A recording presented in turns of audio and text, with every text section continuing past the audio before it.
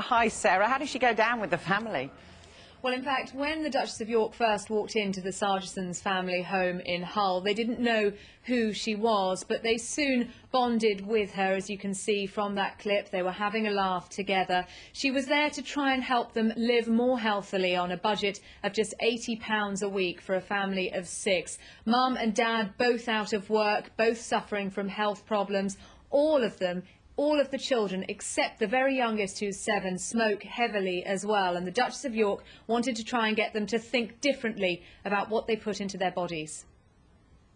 It was one of my biggest challenges because I've been very lucky to come from a very privileged lifestyle, and I married, as you know, Britain's wonderful prince, and to suddenly go and learn what it's like to live below the poverty line was a huge challenge. And I think it's very important that I had to understand what it was like for Tonya to feed 6 people for £80 a week. It's interesting to see her doing this, Sarah. I mean, what are her career plans?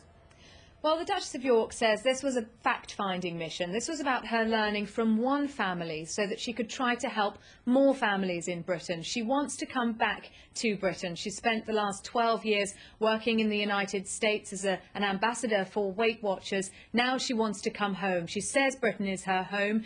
She says that she's a bit nervous about it because, of course, when she left, it was at the peak of the headlines, the Duchess of Pork, for example. It is a gamble coming back, and she is nervous about how the British people will respond to her. I'm in great intrepidation, is that the word?